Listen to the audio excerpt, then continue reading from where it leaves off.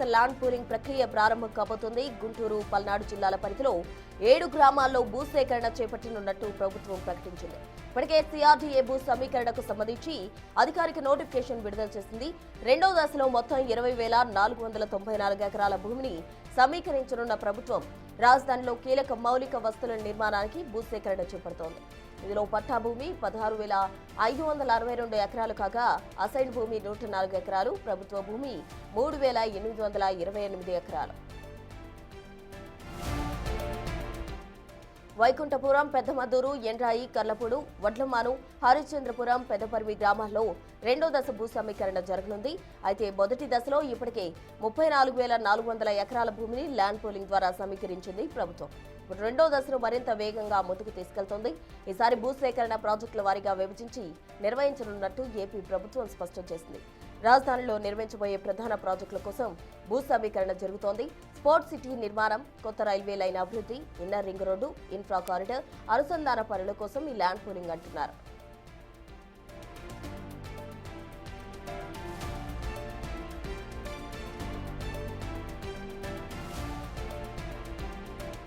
ఇదే అంశానికి సంబంధించి పూర్తి వివరాలు మా ప్రతినిధి శివ అమరావతి నుండి అందిస్తారు. శివ, చెప్పండి, ఈ రోజు నుంచి కూడా అమరావతికి సంబంధించి రెండో దశ ల్యాండ్ పూలింగ్ ప్రక్రియ అయితే స్టార్ట్ కాబోతుంది. అందుకు సంబంధించిన కంప్లీట్ డీటెయిల్స్ ఏంటి?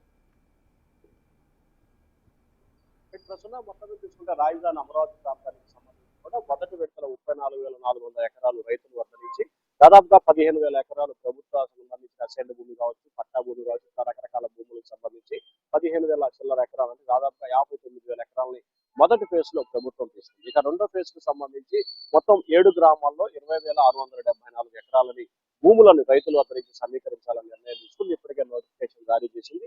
ఈ రోజు మంత్రి నారాయణ, స్థానిక ఎమ్మెల్యే, స్థానిక శాసనసభ్యుల నేతృత్వంలో తుళ్లూరు మండలం వడ్డమాను, అలాగే అమరావతి మండలం సంబంధించి ఎండ్రాయిలో ఈ భూ సమీకరణ కార్యక్రమానికి ఏపీ ప్రభుత్వం శ్రీకారం చుట్టబోతుంది. ముఖ్యంగా railway line, smart city, Amaravati inner ring రోడ్డుతో పాటు అభివృద్ధి అనుసంధానం కోసం ఈ ప్రక్రియ ప్రారంభమవుతుంది.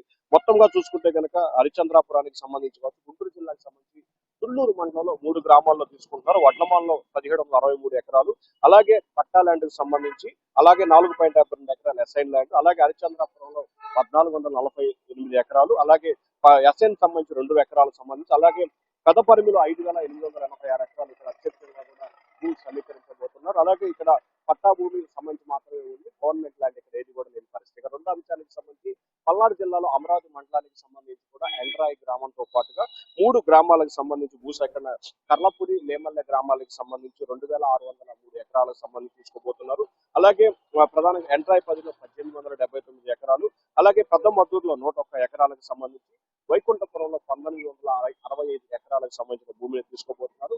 మొత్తం 7 గ్రామాల పరిధికి సంబంధించి 16,562.52 ఎకరాల భూమిని ప్రభుత్వం రైతుల వద్ద నుంచి సేకరించబోతుంది. అలాగే ప్రభుత్వానికి సంబంధించిన 104 ఎకరాలకు సంబంధించి ప్రభుత్వ భూమిని, అలాగే 3,884 ఎకరాలకు సంబంధించి ప్రభుత్వ అసైన్మెంట్ సంబంధించిన భూములను కూడా ఈ రోజు రాజధాని ప్రాంతంలో మొత్తం 7 గ్రామాల పరిధిలో కూడా కేవలం వారం నుంచి 10 రోజుల వ్యవధిలోనే రైతుల నుంచి అంగీకార పత్రాలు తీసుకొని ల్యాండ్ పూలింగ్ ద్వారా కూడా తీసుకోబోతున్నారు. అయితే కొన్ని గ్రామాలకు సంబంధించి కూడా, అంటే మెజార్టీ 7 గ్రామాలకు సంబంధించి దాదాపుగా 80% మంది రైతులు భూమికి ఇవ్వడానికి సిద్ధంగా వచ్చారు.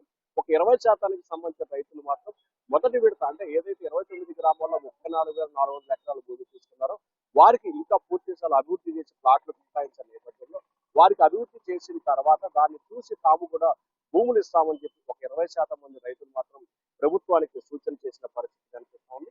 మరొక వైపు రాజధాని ప్రాంతంలో భూ సమీకరణ చేసుకుని ఇంకొక వైపు రాజధాని ప్రాంతంలో 29 గ్రామాలకు సంబంధించి అభివృద్ధి, ఆ గ్రామానికి సంబంధించిన నిధుల కేటాయింపుకు సంబంధించి కూడా రాజధాని ప్రాంతంలో మంత్రి నారాయణ నేతృత్వంలో గ్రామ సభలు కొనసాగుతాయని ప్రశ్న. Right Shiva, thank you.